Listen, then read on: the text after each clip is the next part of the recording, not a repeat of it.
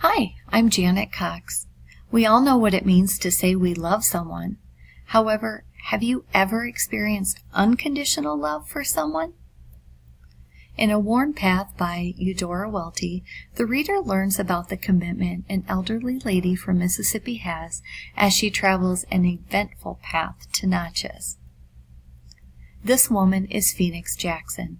Welty described Phoenix as someone who is very old, small, and walks slowly, not to mention did this with untied shoes.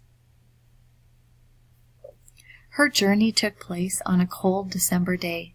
While walking, she encountered many animals along this path, hills that gave her the feeling of chains around her feet, not to mention the thorny bushes, logs, and barbed wire fences in her way. By no means does this seem like a path someone of her age should be taking. During this journey, a dog approaches Phoenix, and she falls to the ground.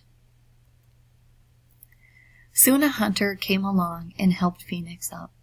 He called her Granny and inquired why she was out there. She explained that she was going to town.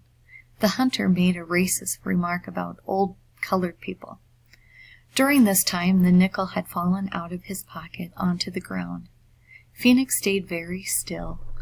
Soon, they were distracted by two dogs. While the hunter was chasing the dogs, Phoenix picked up the nickel, knowing that she was stealing and was being seen by the eyes of God. The hunter returned and pointed a gun at Phoenix and asked her if she was scared. Now the majority of us would have been shaking in our boots. Phoenix once again stood still and showed no fear. The hunter smiled and lowered his gun, but advised her to stay home so nothing would happen to her. What does this tell us about the treatment of blacks in the South during this time? Why did he help her up earlier, only to later point a gun at her? Was he trying to show her that he had the upper hand?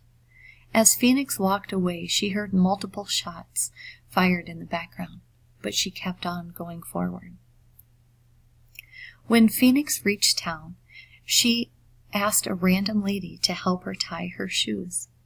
The lady was short with her and addressed her as Grandma. Although Phoenix thanked her and told her she was nice, the lady did not appear friendly or nice. Was Phoenix treated this way due to her skin color?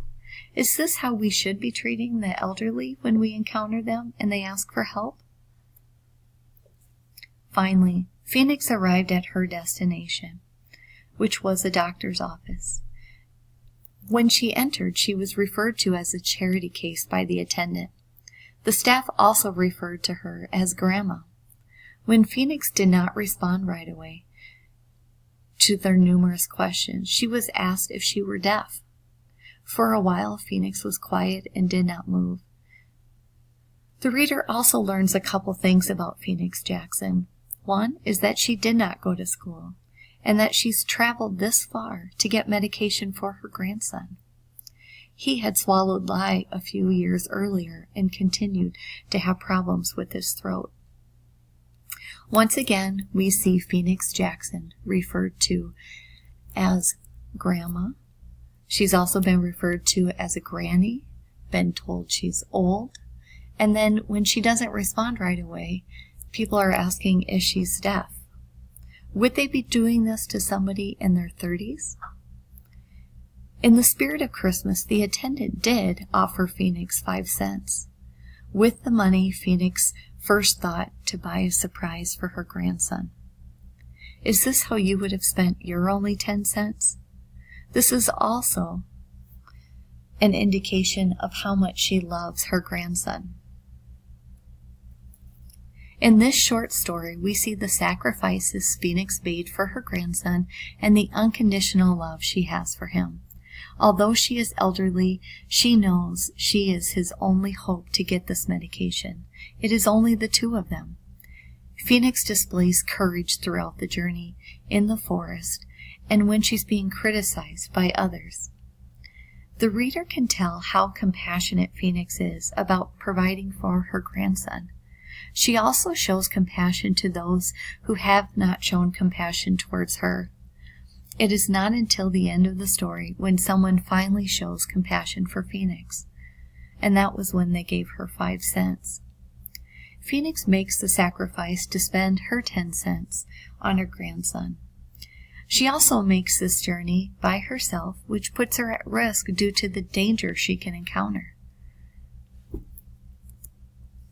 In conclusion, this short story describes a woman who rises above the challenges in the forest, as well as her encounters with racism and age discrimination. Would you be willing to endure this for someone other than yourself?